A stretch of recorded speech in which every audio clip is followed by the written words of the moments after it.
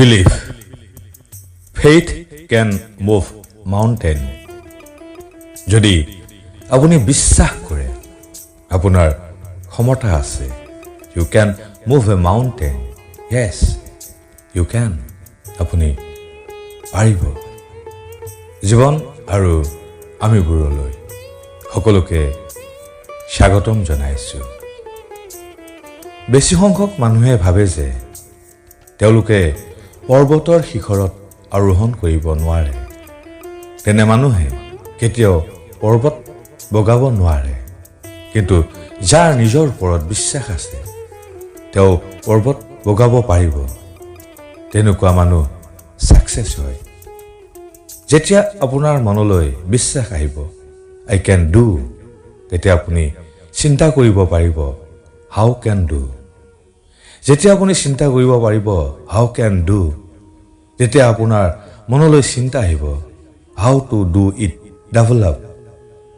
আপোনাৰ মনলৈ যেতিয়া চিন্তা আহিব মই টপ হ'ম, তেতিয়াহে আপুনি সেই উদ্দেশ্য আগত লৈ কাম কৰিব।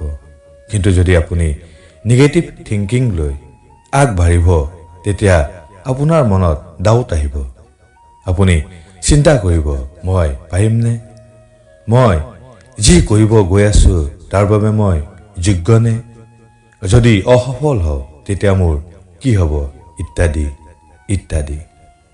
যিসকল মানুহ সফল তেওঁলোকে জানে how to approach problem and make decision.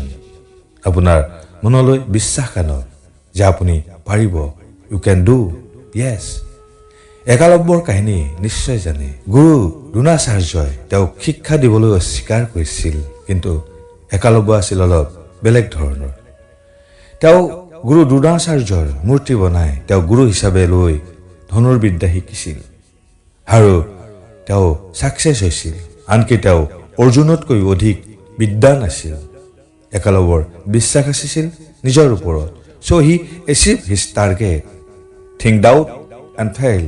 Think victory and success. Next ভিডিওত আকৌ লগ পাম। ধন্যবাদ।